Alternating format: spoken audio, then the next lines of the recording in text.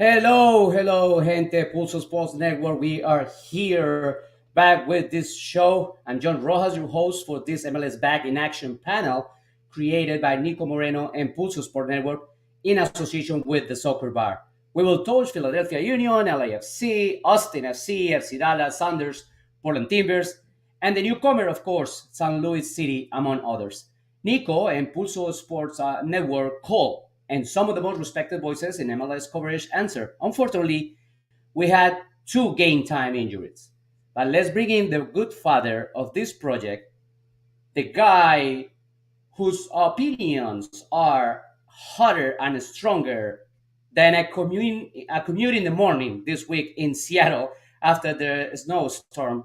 Let's bring in Nico Moreno, who's going to explain to us what's going on with this show. Nico.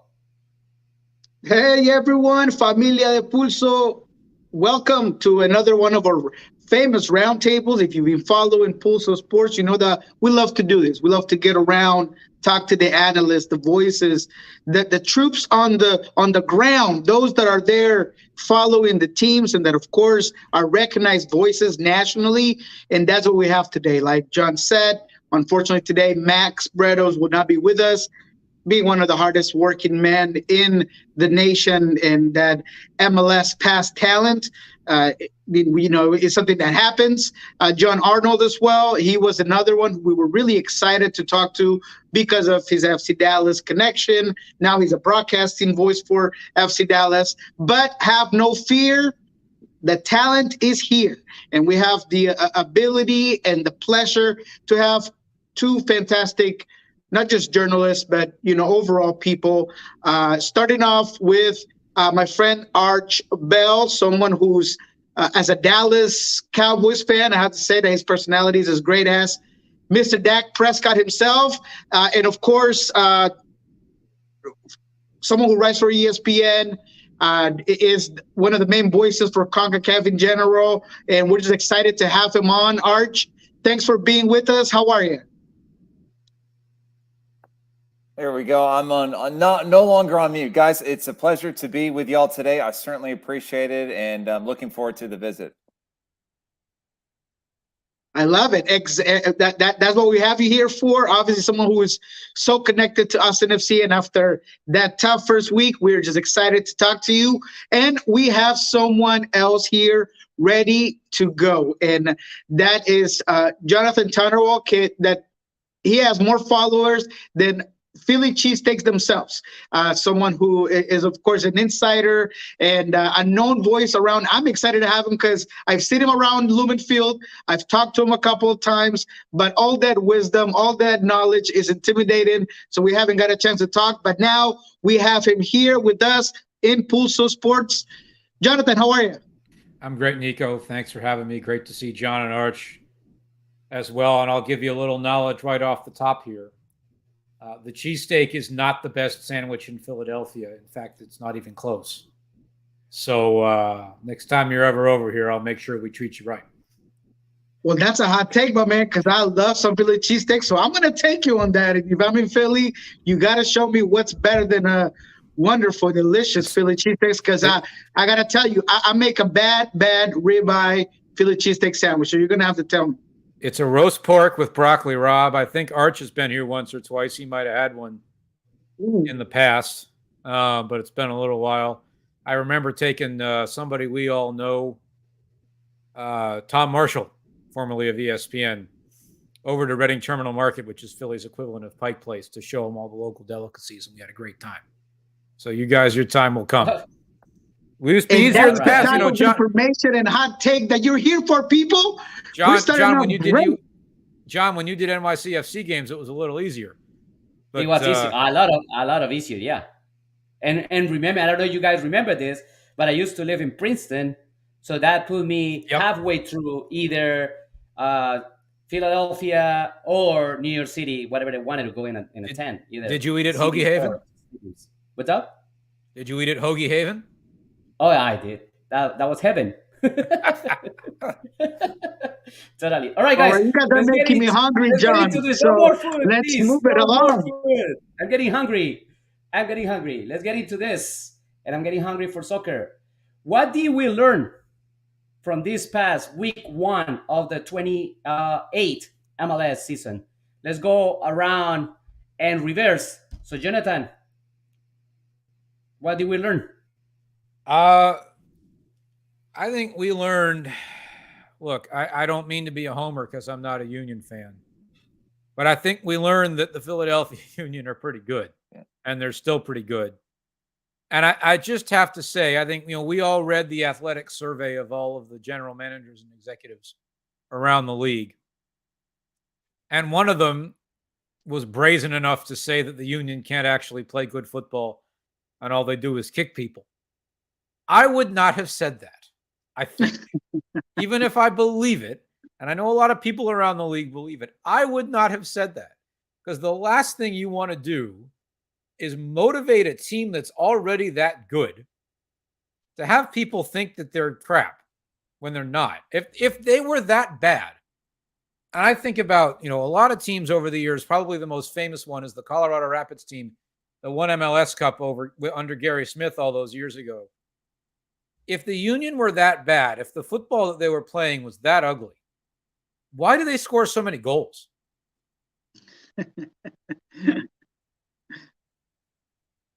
You're on mute, John. You see what happens? And not only that, John, but we have a full blog of Philadelphia Union here because I think Philadelphia Union deserves to be talked about, right? Mm-hmm. And that topic is like top of the list. I'm glad that you brought it in. We're going to keep touching on Philadelphia Union. Anything else that surprised you in general around the league? Well, I think we have to tip our hats to St. Louis Mm-hmm. for winning their first game. You never know with an expansion team how they're going to do the first time on the field. And they not only won the game, they came from behind and spoiled the party for Arch's friends down there in Austin. Right. Arch, what did we learn? You know what? I was really disappointed with Toronto. I expected a lot more from Toronto FC. A lot of big name players, Mark Anthony Kay there in that midfield and everything, and the Italians and all that. So I was really surprised to see them kind of capitulate late against DC United and lose that game. And on the flip side for DC United, seeing how they reacted and how some of their young kids played pretty well. So, that was definitely one of the main takeaways from me from week 1 was Toronto FC was disappointing. And so I want to kind of see how that unfolds in the early weeks of this season. Right. It's awesome. We did not have any kind of production meeting, and we go into the topics that we had listed to talk about and work on because they're really important around the MLS. And they actually made a mark on week 1st. So, Nico, what did we learn? That's because we got top talent here, so it's just easy to just hop on and they just know what to do with the rock, baby. I love it. Well, just so I don't go with the homer take here, I'm going to say that I learned that Thiago Almada is still the best player under 22. He's such a fantastic talent. He's dynamic. He's electric. The way he literally gave Atlanta United that win was incredible. His ability to shoot in short space with such a potent way, and the ability to just put that free kick away with all of the pressure, because he knows he's the guy, he knows he's the man. He has all of this expectations for a young guy who's coming in from winning a World Cup. It is just fantastic. That's what I learned. Thiago Almada is the guy to watch at Atlanta United, and I absolutely love it. And he basically saved Gonzalo Pineda's day, isn't it?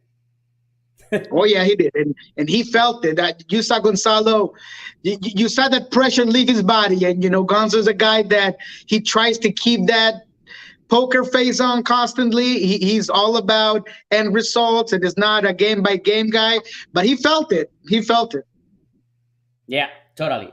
All right, I'm going to close this topic, and I'm going to just list out a little bit of things that I learned and call meditation on week 1.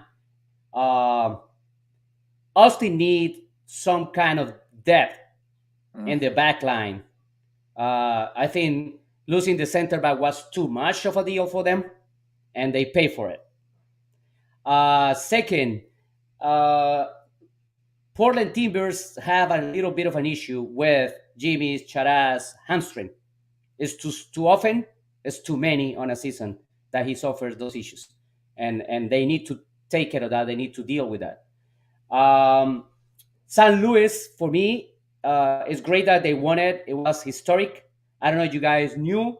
No team that was debuting, no new franchise in MLS, newcomers, won their first game coming back from losing during the game since 1996. So it's basically since the first week of MLS, no new team won their first game, right? Coming back on the scoreline, and that is important for them. But for me, that should not raise expectations on San Luis. They're still the newcomer, and they will pay for that. And the other one, I think, is going to take us to the next topic, and this is going to be, of course, Jonathan's bread and butter. Is this Philadelphia Union's year? No. Why not? For one Okay. reason. For one reason. Interesting. Okay. For one reason. Mhm. And again, I'm not from here, but anytime you ask somebody who lives in Philadelphia, is this a Philadelphia sports team's year to win a championship? They are automatically going to tell you no. Okay. Now you play the Well, game. no, look, I think that they are undoubtedly the best team in the Eastern Conference. I think they are favorites to win the Supporters' Shield. If they can add the Open Cup to the Supporters' Shield, then they'll have had a really great year. Obviously, if they can win it all, it'll be great. But I don't predict the playoffs. I just don't predict one game crapshoots, you know? Mm-hmm, mm-hmm. And I'm on your boat. I'm on your side. I don't, as I wrote in my season preview, conversation with one of my colleagues up here, I said, I don't predict the playoffs, and I even more don't predict the playoffs when I don't know the playoff format until 3 days before the season starts. Fair point. Yeah, that's perfect. Yep. So look, they're really good. They have a system. They have an identity. They have consistency. They brought everybody back. And how often have we said so many times over the years in MLS that consistency is so important in the league because there's so little of it. So if you can achieve it and you have a system and you have a strategy and it enables you to buy players who fit a system, instead of just buying 22 players and having them play jazz music, you really, when you have a team that starts from a system and buys players that fit it and succeeds that way, that's the recipe for success in this league. So let me rephrase that, Yeah.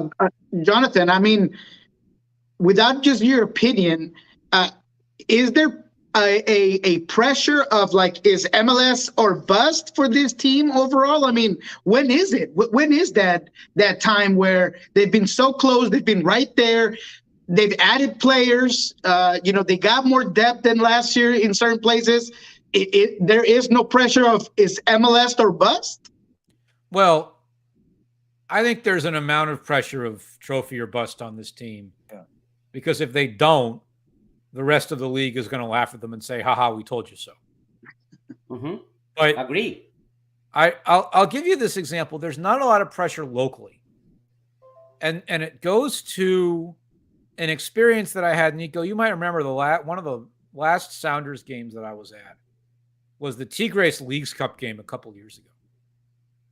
And I'd come out there and the Union it was 2021. I remember this because the Union were venturing in the Champions League for the first time in their history. And I really wanted to ask Brian Schmetzer what advice he'd give Jim Curtin about being in the Champions League.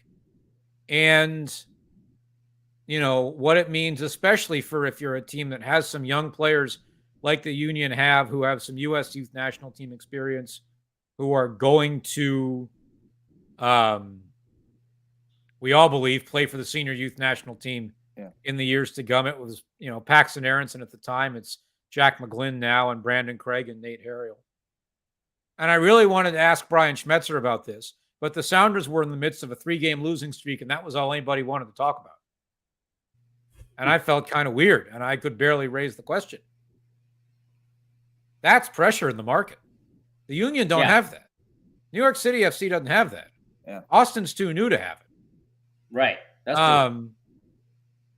So the pressure here is if you don't win a trophy, nobody's going to pay attention to you. It's not nobody's going to be angry with you. Mm-hmm.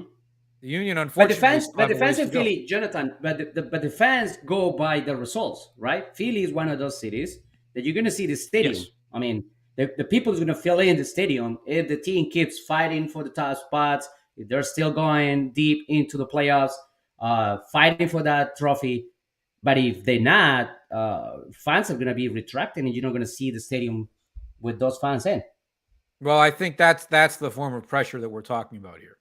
Mm-hmm. And I think that they are favorites to win the Shield because the East is relatively weak and the schedule is so unbalanced that if you can rack up enough points against the Eastern Conference, you're probably going to win the Shield because Seattle, Austin, LAFC, etc., are going to eat each other up enough. Yeah, it's too loaded Right. in the West. So, Arch, what are we going to do with this? You know, expectations and LAFC, Philadelphia, NYCFC are supposed to be on top of the preferences to win the cup, and we see, like Jonathan says, that. Well, and yes, I got one after won Arch it. goes. Okay, Philadelphia won it, but it's different to have that pressure. Yeah, I think Philly. I mean, all signs point towards Philly taking the Eastern Conference. I would be surprised if they didn't. I think Cincinnati is a candidate, the way they've shored up their defense this year, and they've got a really good attack. Of course, New York City FC, you always think, well, this is the year they're going to fall off. You know, Maximo Morales went back to Racing in Argentina, but they just got James Sands back, so I think they'll be solid as well. But yeah, it's got to be Philly this year. The CONCACAF Champions League, it always kind of throws in a wrench sometimes for some of these teams, especially if you make a deep run in CONCACAF. We've seen where that has plagued teams in MLS before.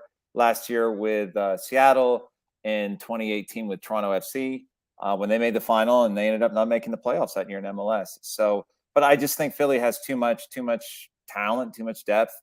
So yeah, the expectations are there for, I think, around the league and for fans around the league that Philly, takes the Eastern Conference. In the West, yeah, of course, LAFC, the expectations are high as well. But yeah, I think it would be unwise to discard Seattle or Austin or Dallas, teams like that, who and I think Seattle in particular, I think they're going to have a really good year this year, a bounce back year.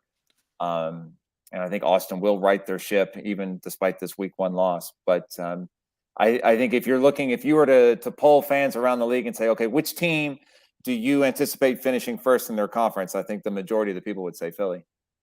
If Seattle's going to play with the anger and the chip in the shoulder that they showed on Sunday night, not that we're ever accustomed to the Sounders or their fans carrying a chip on their shoulder. We're used to them carrying themselves as the favorites. But if they're going to play with a little bit of a chip on their shoulder this year, because they know how last year went and they know that it did not go well, I would look out for them. Yeah. Because with that talent, light a little fire under them. That's the last thing you want to see.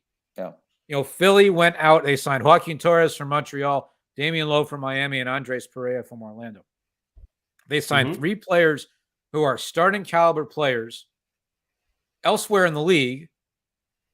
And everybody said, well, they're not going to start here. I said, yes, they are, because the Union are going to play 60 games this year. Yeah, a lot of games. Right. So everybody's going to play, and they need that much depth. And it is part of why everybody likes them.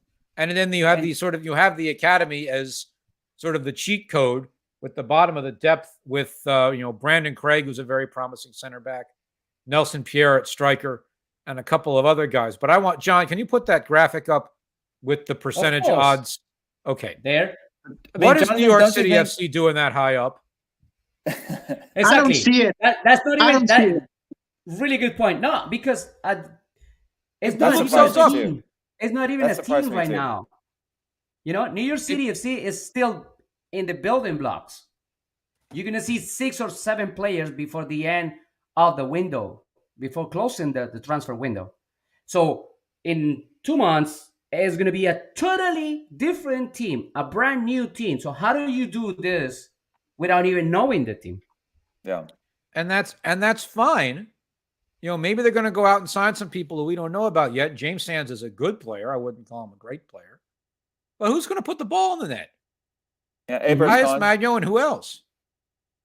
Yeah, and we're still trying to figure out what Tallis is. I really don't think he's a 9. I don't think he has the qualities to play with the goal to back. I still think that the generation of in that final third is still to come. I think Santiago Rodriguez, once he gets there, he's going to be a guy that's going to be able to create a lot of volume for this team.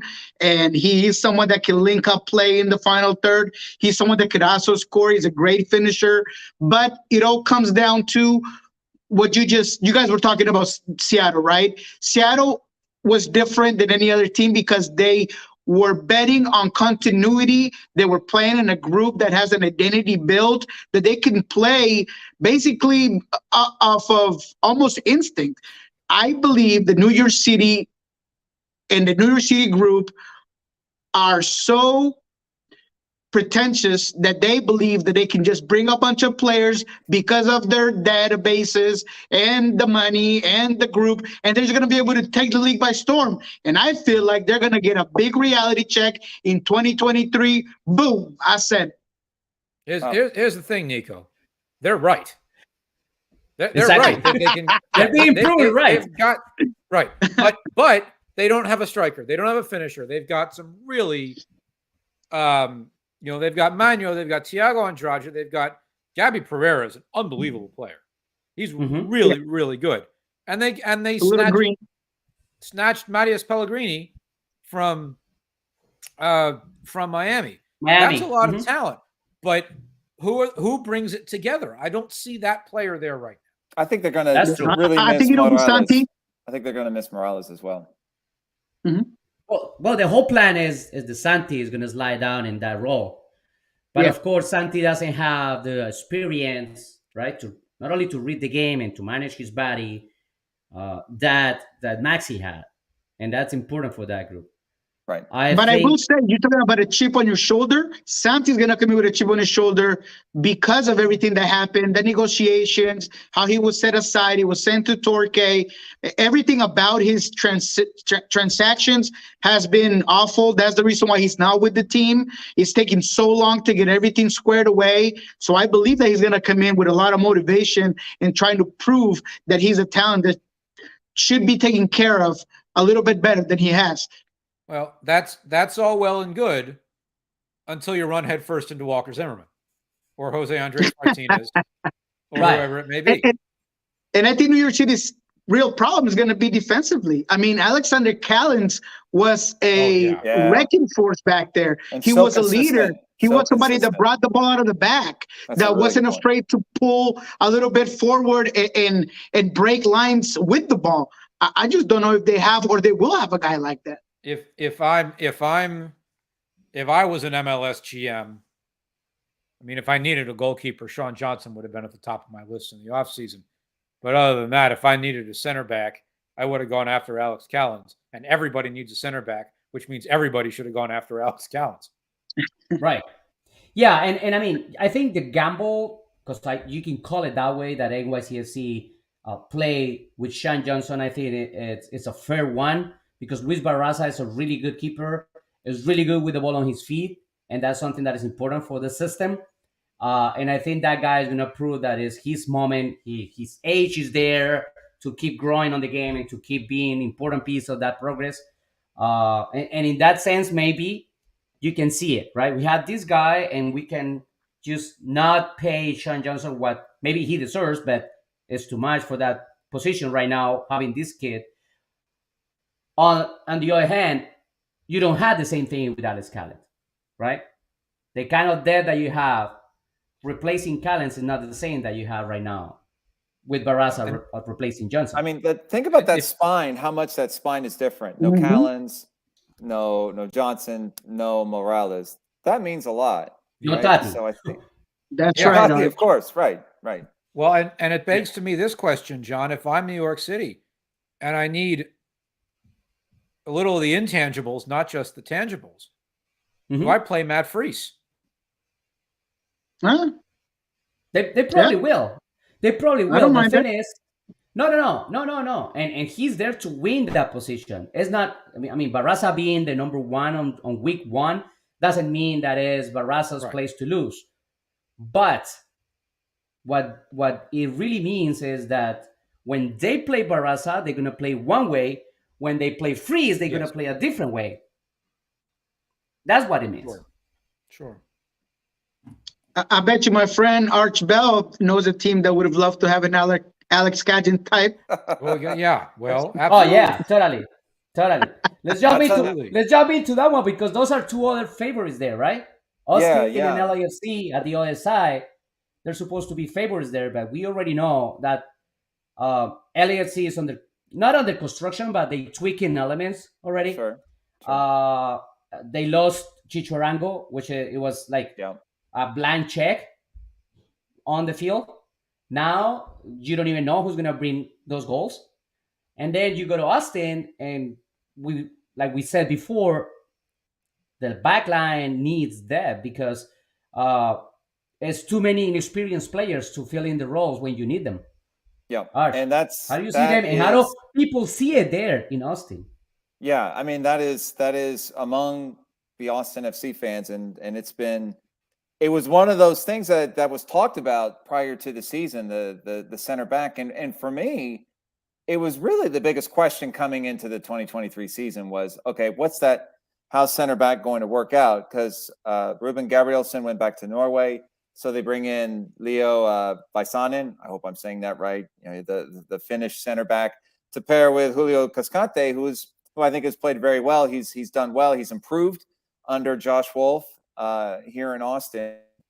And, you know, what was it, like 13 minutes in or whatever it was the other night where Cascante goes down. The club reported yesterday. Yeah, it was going to be 8 weeks that he's going to be on the shelf at least. Minimum, exactly. He's going to be reevaluated. You know what's happening here? Basically, what they're telling you is we're going to treat this injury. We don't want to go to the surgery. We're going to treat him and reevaluate. We believe so it's that you're probably looking more like 3 months. Exactly. Yeah, you're probably looking at it longer. So, you know, over the course of the winter, I think one thing that's going to really stick in Josh Wolf's craw is the fact that Johan Romagna showed up for preseason pretty much out of shape. Wolf alluded to that even during one of his preseason pressers with the media, and subsequently they decided to loan him out. So there's another one of your experienced center backs who was shipped off on loan to Olympia. So it was thin. So you had Gabrielsen going back to Norway, Romagna loaned out. They bring in Tarek, which is good, you know, and he knows Josh, but it was really like it's going to be tested about, you know, who could possibly fill in the void for now. Is it going to be Tarek? Are they going to rush him in there, or is it going to be like an Alex Ring who has played center back before in this league and even for Austin FC? But yeah, it's a problem. But then Arch with Romagna, I don't think it was only a matter of his shape coming out of off season or coming into preseason. I mean, he was out of favor as well. But yeah, he didn't play that much last year, neither. He was out of favor. Yeah. So it was like, okay, he gave us the excuse now. You know, we were trying, but he's not putting his 2 cents. Yeah, and I think that's true. He didn't play that much last year. I mean, Gabrielsen and Cascante. I'll say this about Austin FC: they led a charmed life last year. Like hardly any injuries at all. You know, nothing. I mean, Driussi, everybody was pretty much healthy the entire season, and then bang, you know, here you go, the first minutes of the first season, and you get a major injury like this. Yeah. I think the attack is going to be fine. You know, with Driussi, as long as Driussi stays healthy, they need Rigoni to find himself. You know, I think Zardes, once, you know, that will come with time. You know, Ruti's a great backup option at the number 9. You know, Diego Fagundes, you've got consistency there. Danny Pereira continues to get better in midfield. I'm excited to see what Owen Wolf does this year in midfield as well. But yeah, that center back is something that we'll all have to watch. Now, I will say this: in his press meeting today with media, Josh did make the comment that they are looking potentially at bringing somebody in, either internationally from overseas or somebody from within MLS. So I think I would not be surprised if you see a move to be made to bring in another center back, and I think they need to. Now, who's going to start against Montreal in week 2 is interesting. And this is like Philadelphia. Jonathan made the comment about like the Union having to play so many games this year. Same situation with Austin FC, with CONCACAF. You would suppose that they would get through this first series against Violette of Haiti, so they would be at least playing 4 games in the CONCACAF Champions League. So an already thin center back line is going to be severely tested in 4 competitions this year. So yes, they need some help, and they need it pretty quickly. Now, Arch, I heard you say Josh Wolf talked to the press. Uh-huh. That was news in and of itself. He's not bad. He's good. He talks to us. He'll give us a little something here and there. He's not bad. Is he saying there are doubters again? Yeah. What's that? Oh no. Or is he going about saying there are doubters again, or whatever it was last? No, nothing like that. I think there's been like this reaction to what happened with Kip Keller the other night. People really not liking what Jared Stroud, calling Kip's name. And Josh even kind of alluded to that a little bit in his presser today, saying, he wasn't really a big fan of what Jared Stroud did. But I mean, that these things are going to happen in the sport. So whatever. Most concerning was with what happened with Kip and his performance. And right. His confidence is shaken. And now, and he didn't play. I mean, in the time that he played last season, especially at the very beginning of the season, Kip Keller was actually okay. So I guess he didn't play much. He played a little bit at the start of the season, but then after that, he didn't play a lot. He played 300 minutes. That's what he played. Games, I think he started like the first 2 or 3 games, something like that, while Gabrielson got up to speed. But mentally, he played in total. He played in total in 6 games overall in the season. Right, but mentally, I don't think he 3. I think play the other night. I just it don't were think like he was 300 minutes, 300 and something minutes. That's not enough to come into that pressure moment. And if you check his performance on week 1, it's showing that he doesn't have experience. The first goal is on him. Yeah, he is the guy on the mark. It's shared. It's shared. He's the guy on the mark. He loses the mark. Goal. Second goal. He is the one who is behind the line, right, and not creating the offside for that play that ended up in the goal. So he is not concentrated on his line. And then the third one. So it's just we don't need to kill the guy, right? He's a young guy. He's just coming in. But at the same time, in the overall picture of the team, they need more. They need more, and the guy needs to be surrounded not by pressure, but with good experience in order to get to a better level and a performance that he feels comfortable with. Yeah, I feel bad. I think Wolf is Wolf is the type of coach who really prides himself on developing players, and he's done a very good job. Cascante improved, Danny Pereira's improved. Like all these guys who have come into the team, they have improved, and so I think it's really when he sees a performance like that where. Kip Keller to make those kinds of mistakes. I'm sure it was incredibly frustrating for him, but you can kind of see how it happened. As you said, like he didn't play a lot last year. Most of his minutes came at the start of the season. And, probably he was thinking he wasn't going to see the field at all the other night. And then bang, next thing you know, you're in. And mentally, was he ready? Probably not. I feel bad for the kid. Yeah, I feel bad for the kid. Yeah.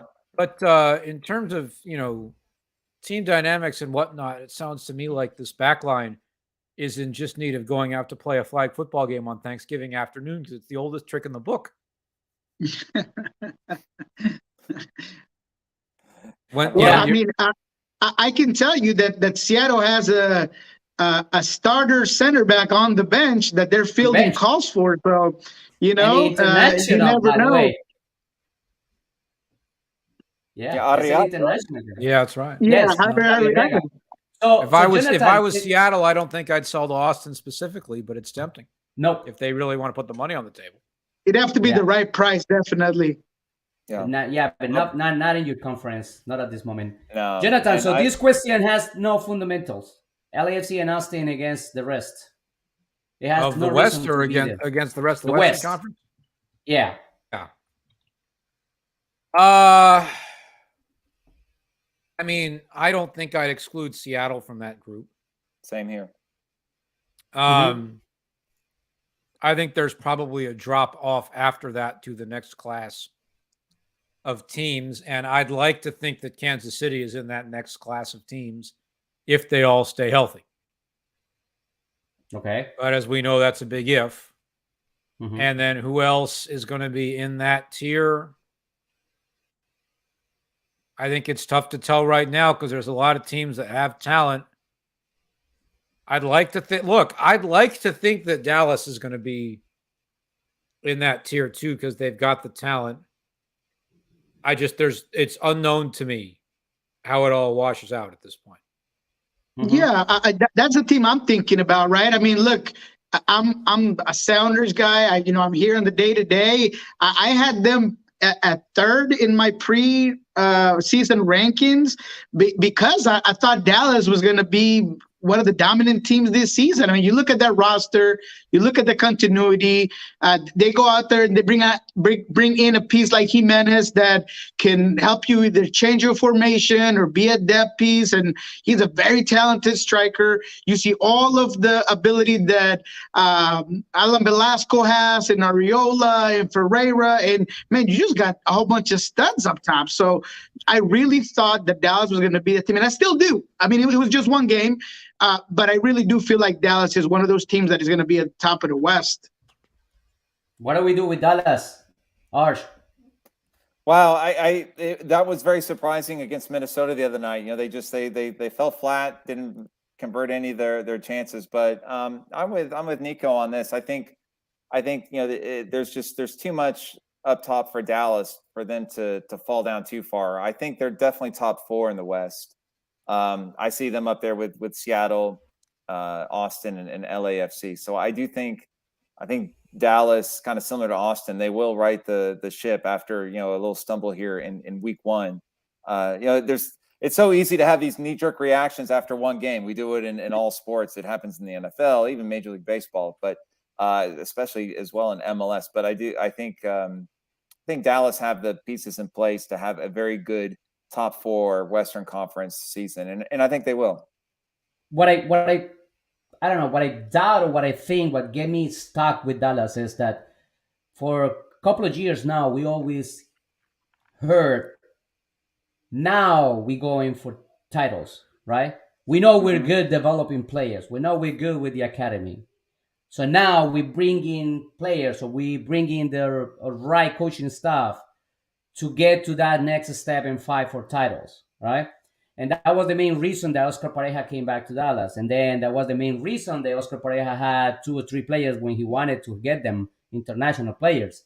And then now when Nico came in, that was the main reason. Now we are going to get titles. They signed Velasco, and now they you get see Ariola. And now you see exactly. Now you see the roster, and now that's a roster to get titles. Sure. So now what? Is now or never? This is a huge year for Nico Estevez. I mean, he needs to have some really good results here in the first 2 to 3 months of this season.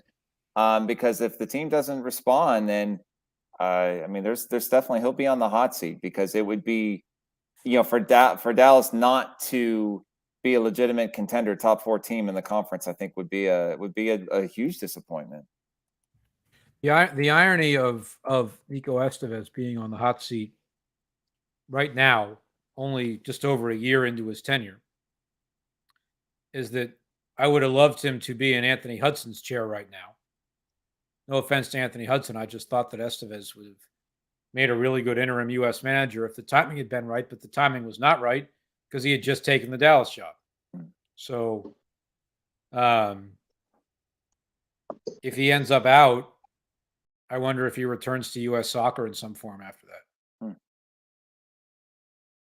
Very possible. Nico is. Do you think that can happen, Jonathan? You think that can happen? Because I totally agree with you. It will be better for the program, right? It will be better for Nico. But if at the club level he doesn't find what he is looking for, is there a chance for him to return I mean, to the national team? I'm not gonna wish ill on him. Right. I'm not gonna wish against his Yeah. success. Mm-hmm. And then it comes down to who the sporting director is and who the manager is and all this other stuff that we're all waiting endlessly for. We're gonna wait a while, I think. I Yeah. fear that we are going to wait a while What was too. I mean, longer, the postseason, the playoffs format, or the national team sure. coach? Well, the running joke, and I know this is normally a men's soccer show. The running joke was which would get announced first, the MLS playoff format or the site of the NWSL championship game, which always comes in very late. Yeah. And everybody wants to go and they can't book their tickets in hotels and so on. No, I mean, I think how long it's taking with U.S. soccer is, I think they have time because they have to get through the Nations League Final Four. The Gold Cup, as far as I'm concerned, and I think I'm not the only person who thinks this, the Gold Cup they ought to send the Olympic team to. Why not? You need those under 23 guys to have a little bit of experience time playing together before the Olympics next summer. No, who cares? Yeah. Fox cares. Nobody else, I don't think, cares all that much. And Fox might not even care all that much because they can market it as guys who are going to play in 2026. So let the Gold Cup team be the Olympic squad mostly. Nobody cares about that. Let the Nations League squad be some of the bigger guys, for the.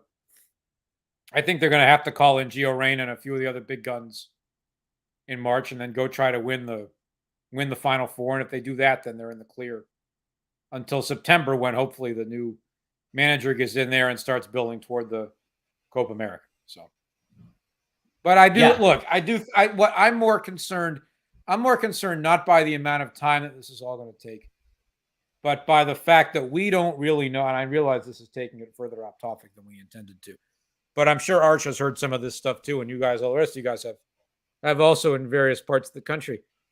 It's just the lack of knowing what that consulting firm Sportsology is doing. It's very frustrating. Who are they really after? What kinds of people are they going after? Look, we're all in the press. We like to talk to people. We're a little spoiled in that regard. I get it. But it would be nice if we'd hear a little more about what kinds of people they want, because all we know so far is two people who they went to who said no for legitimate reasons, I think. But that's all that's out there right now. Yeah, I totally agree. And the other part of that is that this is not a moment to start a brand new process, right? You have a pool of rosters that are in need of results because they are on the top of the competition, on the top of the game, most of them, right? On getting their prime in age. So they need results with their national team. It's not like, okay, let's start a whole process and we can, do it and focus on 2 World Cups down the road. No, you have the World Cup coming home. You have those guys that need to be winning something before that, and you have the they need a strong Copa America in 24. I think that's really important. That's going to be, and as soon as they announced that, and I think all 4 of us knew well before it announced that was in the works because everybody had been talking about it for a while. Yeah. But as soon as it got announced, I said, okay, that resets the orientation of what the program is aiming for. Because, everybody said, oh my God, they have to get all this done as soon as possible. Once they announced the Copa America, I said, no, they have to have it done in time to be ready for the Copa America. And that, I think, gave them a little more time to work with. But to this point, and bringing it back, we've been talking about the Philadelphia Union this whole time. Another of the dynamics that they face is Jim Curtin going to get the national team job? Yeah. I don't expect it. I'm not going to say I don't think so. He's obviously a candidate. Yes. That is clear. I don't anticipate. I wouldn't. I don't know. I think U.S. Soccer knows that they have to make a big splash with 26 home soil. They need a. I think they kind of know they need a big name. But if, and I'm fairly certain from a lot of people who I've talked to over the last few months that one of the reasons why they were trying to string this out a little bit is that they were trying to get to the summer and see who would come on the market. Mm-hmm.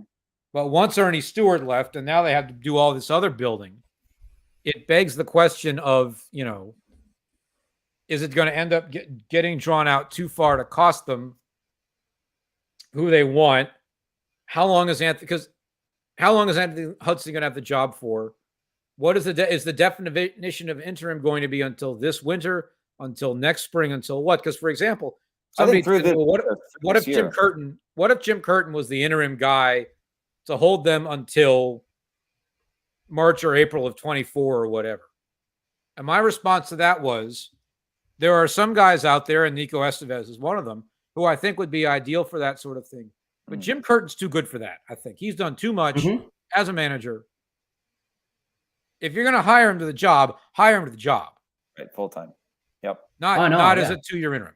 There are, as I said, there are other guys out there who I think we'd all be perfectly fine with as an interim. But Jim Curtin, I think, has done enough at this point in his career to deserve better than that. I think he fits in the best, and I'm with you.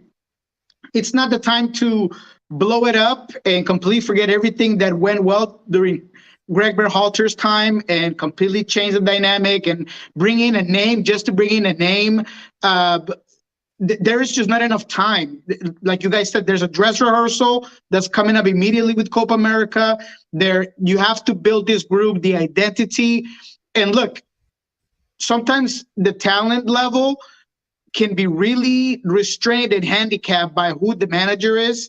And it could be dreadful for a soccer nation. It happened to Colombia, where there was a whole bunch of issues and problems, and they brought in a guy like Queiroz, and then he didn't fit the group, and then they had to go and do other changes and bring in Reda.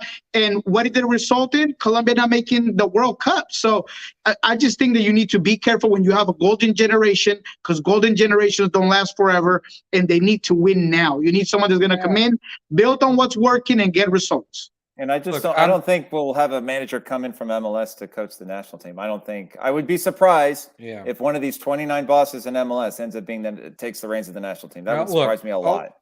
All four of us are old grouches who've been around the block in American soccer for a while.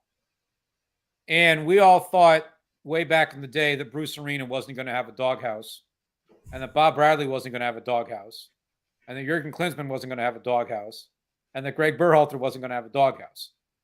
Well, they all had doghouses. So at a certain point, you have to give up and realize that a manager's going to have a doghouse.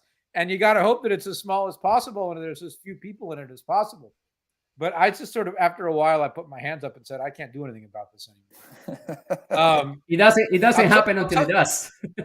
I'll tell you what, though, Nico, something that I thought of while you were talking about that.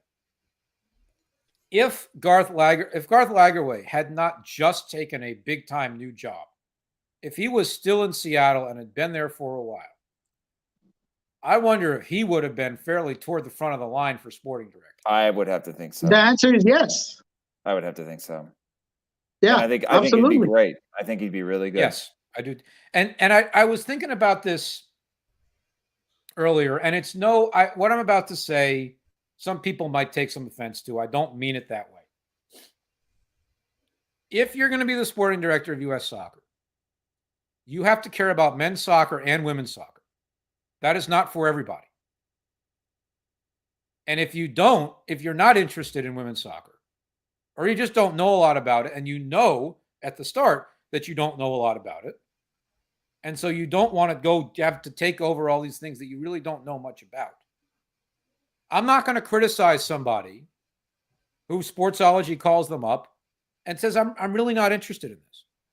And that's one of the things that I think we have to get out of U.S. soccer. And it's one of the issues with them not being as open as we'd like them to be, where I think one of the things we have to ask them is it a perfectly legitimate reason that the fact that you're overseeing the men's and women's program might limit the candidate pool a little bit here? Because if you come in and only care about the men's national team, you can't do that. Right. With this federation. No. You can't do it with any federation, but you especially can't do it with this federation. No, because just put it simple. Jonathan. How come you're gonna come into the post and turn your back to the most successful part of the program? Right. Mm-hmm. Makes no sense. Whatever you want the program to be. And I think Garth Lagerwey, look, I'm not saying that he's dealt in women's soccer a ton in his life, but he would care enough about it if he was going to take that job. And as I said, if anybody out here is listening to me and saying that Garth Lagerwey is going to get the job, no, that's not what I'm saying. I don't think he's going to get the job. But that's the kind of person who I think would understand that aspect of the job as well. Yeah. You know? Yeah, no, I absolutely agree. And just to conclude and get back to the MLS, because I love where we're going, but I know you guys have to go. But yes, Jonathan, you're absolutely right, because one of the virtues that Garth Lagerwey, someone who I followed as long as I did, is that he's not afraid to just analyze a situation and bring in the right people to help him do a couple of things, because he does care, because he understands the structure of what the infrastructure of success of whatever team he's building. So because of that, I totally agree. That's why he's brilliant. But after this job in Atlanta, he's going to be there for a while. Yes. And well deserved. He's going to be there for sure. Yeah. I agree. I would say so. Atlanta would be foolish to let him go, and he always Garth would. I think what makes Garth so good is kind of what you were saying, Nico. He surrounds himself with really good people. He brought in Ravi Ramaneni, to do analytics. I mean, things like little moves like that. Very smart, and I think he's just so well respected and well liked as well. Yes. Yep. All right, boys, we sidetracked for a good reason. That was a really good topic that we needed to touch on at some point. Sorry. No. And it's great, Jonathan, because either way it's tied up one with the other. So 100%. it's fine. So two last topics before we leave. The newcomer, San Luis City. That was a fluke game, or should we have big expectations after we saw on week 1 from them? Both, I think. Oh, go ahead, Jonathan. Okay. I think maybe that one game was a little bit of a fluke.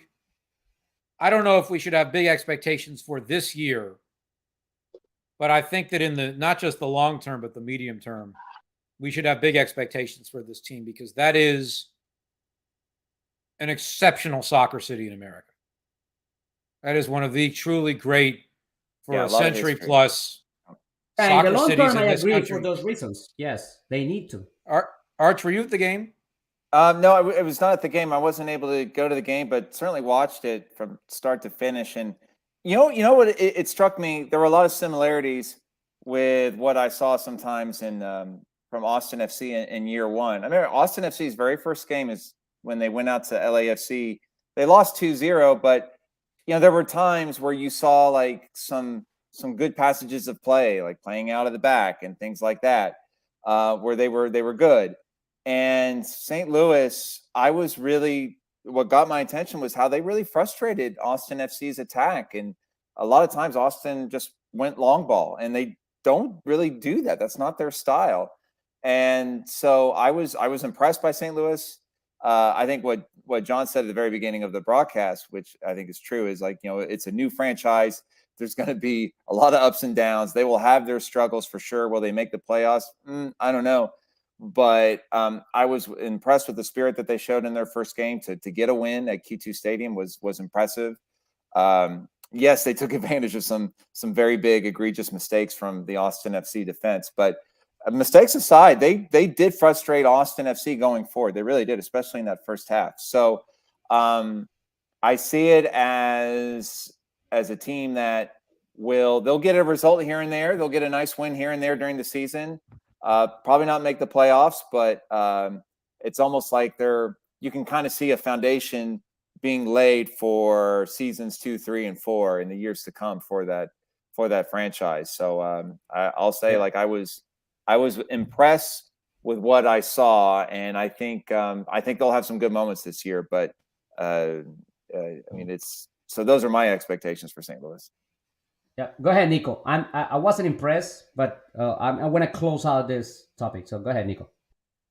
Yeah, I mean, I'm with John. I think that, yes, there were aspects of what St. Louis did, especially offensively, that I thought were very interesting. When I looked at this roster in general and thought how maybe the coach would explode some of that limited talent there in so many positions, was going to be very direct, which it was. But then they had a lot of triangulations and combinations in midfield to open up lanes, and I thought that was very clever the way they did it. It wasn't profound. It wasn't like a possession-based team, but when they got direct, they knew when to change the pace, combine, and allow certain lanes to be open in the final third. And I thought that was interesting. That said, I think that the game was extremely circumstantial. I think that obviously they took advantage of a lot of mistakes. Yep.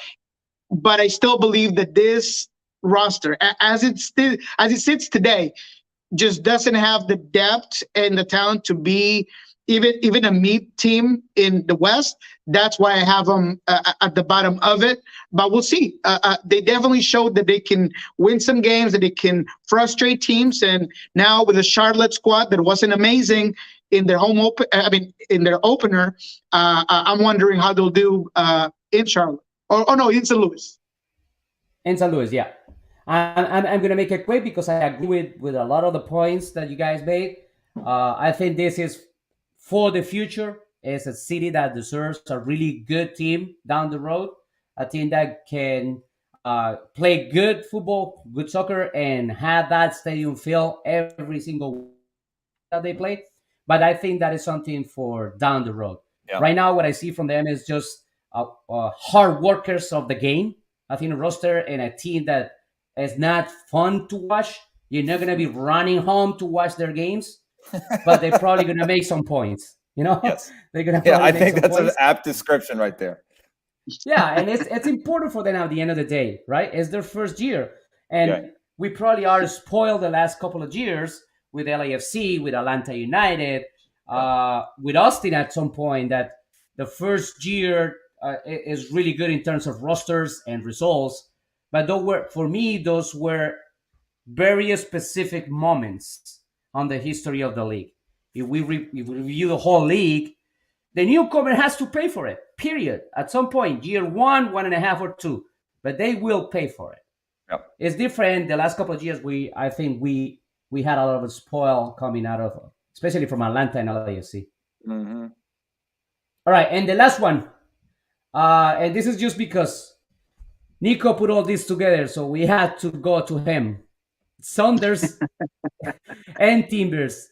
Do they have a lot to prove? I mean, definitely Timbers have, because they did not make the postseason, because Gio is there, because it's a process, because they kept a lot of the players of the base that they have in their core of the roster is there.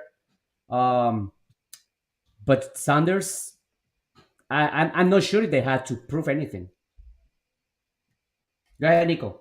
Arch, and then Jonathan. No, they definitely did. I mean, we talked about it a little bit when we started the show, and it's a team that's used to playing for championships. And last season, that wasn't necessarily the case. Yes, they got the biggest objective.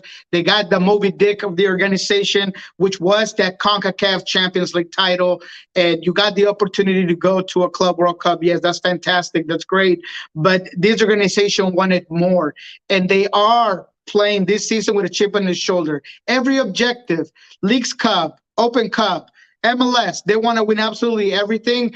And you see it with how they were focused on retaining players and not adding. And where they added, they needed depth, right? Will Bruin is going to Austin FC. They bring in a guy like Eber on a very good deal in terms of GAM and TAM. He's a guy that's proven that already in game one, felt like he's been playing with this team forever. His link-up play, his notion for goal, just the way he locates where the ball's going to be. You guys are all overall sports fans. I remember that people remember Dennis Roman being such a good rebounder because you could feel like he knew where the ball was going to go. I swear that Eber just knows where the ball is going to end. Depending on where the cross is coming from, depending on where the shot is coming from on the rebound. So I really think that was a good position for them to get. I think that there are holes and there are things that they need to do in terms of like left back and right back. I think they're a little short there. The wing play is a little bit short. But the reality of this squad is that as long as they stay healthy, JP is in there. Nicolas Odero in his last year of his contract, wanting to just come out up top and just defining an extraordinary career in MLS that I would argue is the most successful signing in the history of MLS because of everything he did for this franchise, plus a Raul Ruiz that once healthy, he's going to be just a wrecking ball up top. I do believe that this team is going to be on top of the West and they're going to want to win. But to your question, John, yes, they do have something to prove. They have to prove that they're the king of Cascade still. They have to prove that they are a contender for MLS Cup, and you start in the regular season. I love this. Yeah, I mean, I agree with Nico. I think Seattle have a lot to prove. I think they're hungry, they're motivated. I think João Paulo coming back from injury is just massive for them. I mean, I think they really, really missed him. Remember, he got hurt in that Pumas second leg, and that was May 1st. So that was like way, way early in the season. They missed him a lot. And the fact that he's back, the Hebert edition is great. I think Seattle are really set to have an excellent season. I think they will win Cascadia. I think Portland will be good, and I think Portland will make the postseason. But for my money, when Seattle gets into that postseason, it's just don't bet against them. I always consider them, if they are in the MLS playoffs, they are a contender to reach MLS Cup. So yeah, Seattle for my money is going to be one to watch.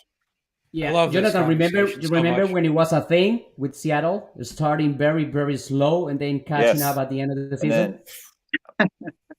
I love this conversation so much because I get to be the contrarian this time. Go ahead. Oh, okay. I like it.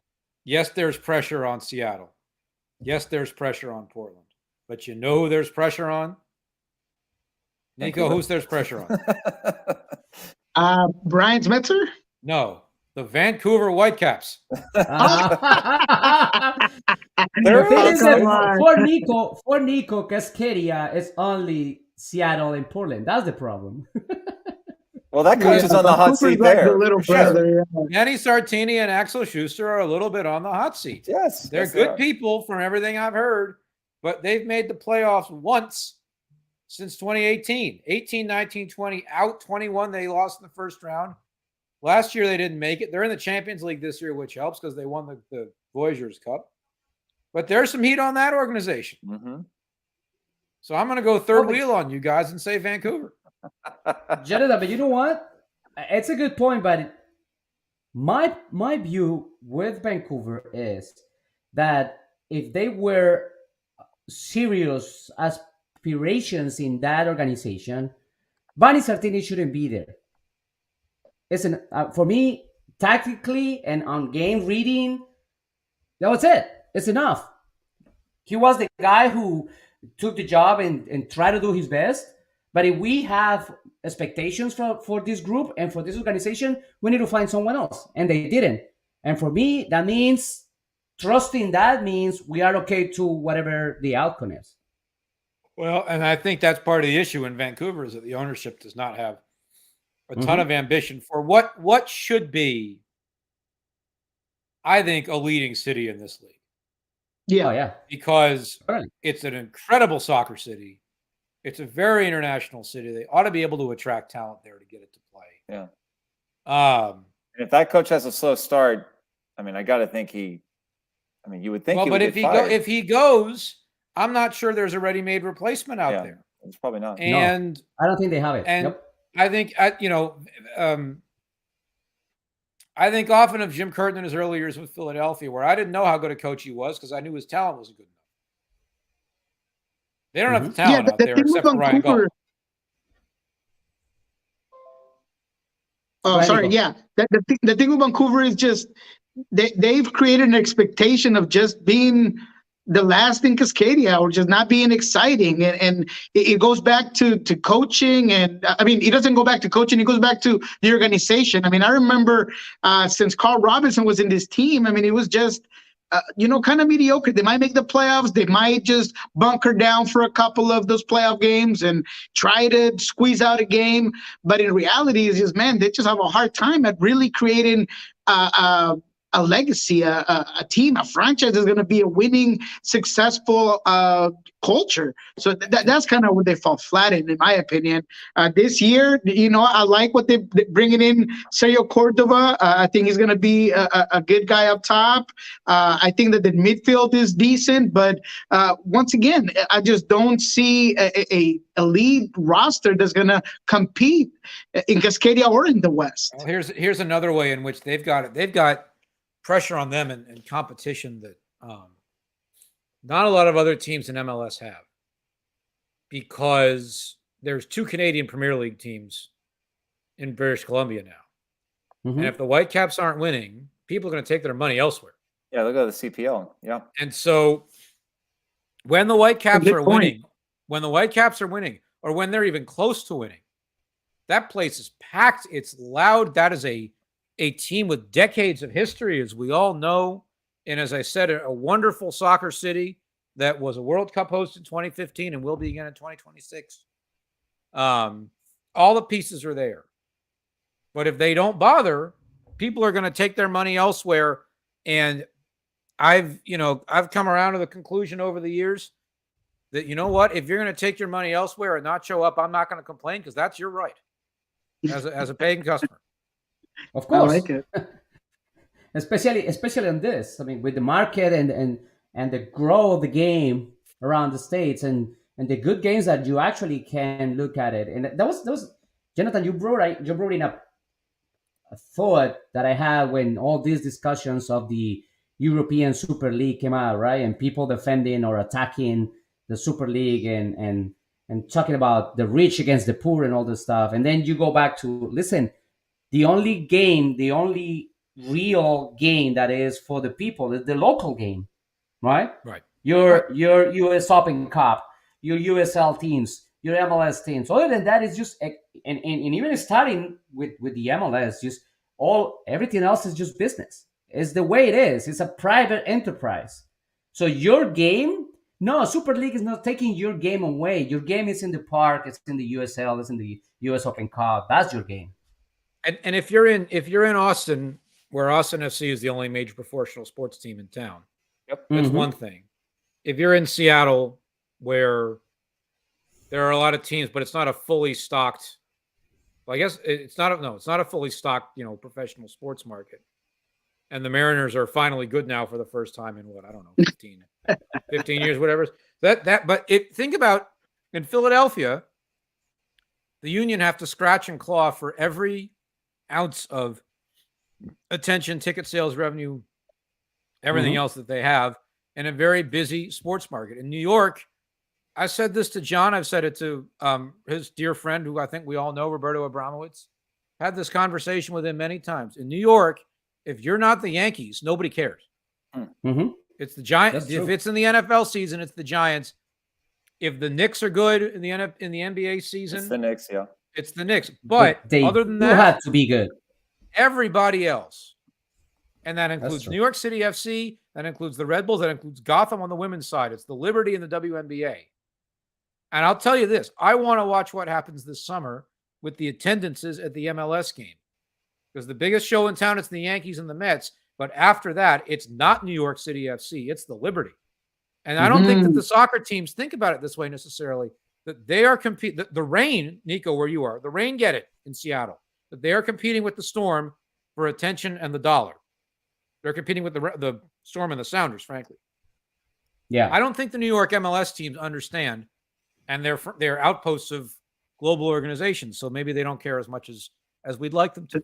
But that they exactly have to compete with they are competing for the dollar and the space in the newspaper and on television and everything else with Sabrina Ionescu and Brianna Stewart. And I'd take Sabrina Ionescu and Brianna Stewart in that battle right now. Absolutely. That's absolutely I true. love it. Boys, anything else? Because it's 1 hour already. Yeah. I think we should. And Dylan, call the I'm sorry, I do have to hop off. I've Yeah. got kiddo duty, so I gotta Yeah. go. No, I gotta thank go. you, Arch, for being Thank with you, Arch. us. Great to see you. Thing. Yep. Good to see you. Good to see you guys. Take And care. you too. And you too, Nico and Jonathan. Anything Hey, it's a else? pleasure, Or we're guys. good to No, go? it's a pleasure. Thanks for having me on. All right. Yeah, So no, thank Nico, you for being with us. It was fantastic to hear your thoughts, Jonathan. It's the first time I got to really uh, talk to you in yeah. a segment where I could just hear everything. Love the points you brought up. Thank you so much. But I did want to ask John, since we didn't really talk about Portland Timbers. I mean, what is that expectation? Just to close off the segment, we know what to expect from Seattle. We know what it is that everyone expects, what they have in line with this roster. Portland is interesting. There's a lot of potential there with Santi Moreno, with Mosquera. They're Yeah, looking for a Nico. center back. I'm told right now that they're going to hopefully be signing within the next couple of months. But what is the real expectation of Portland with a Giovanni Savarese? That's one of the best coaches in the league, or one of my favorites in terms of strategy and motivating. I mean, he's just so good. But what's the expectation? Simple. I'm gonna make it quick so we can leave. They had to make the playoffs. They had to be more stable, and they had to have a good run on the playoffs because otherwise, even though Gio have a long time contract, that could be on the table. He had the the core of that roster is there. They are having additions. They are about to have the center forward that they wanted. So the expectation is go back to the playoffs, be good in the playoffs, and then resolve the issues that they have in the front office. They're losing a lot of the faith. And even though you saw a lot of fans on the stands, the fights, the tensions between the fans and the front office is still there. And they had to work that out. I don't know if the fans are going to stop until they actually see Paulson out of the ownership group. I don't know if that's going to happen, but that is a battle that I think the supporters are willing to take on. But on the field, the expectation is go back to the playoffs and do a long run in the playoffs. All right. All right. And I think with that, Jonathan, thanks again for staying with us. Nico, this has been really good. And we all glad that we did this. Week one, we review it, we work through it, a lot of items to dissect. We keep on watching, we keep on seeing, we keep on analyzing MLS, and we see you guys in another edition of this MLS Back Action Panel with Nico Moreno, Pulso Sports Network, and the Soccer Bar. Thank you, guys.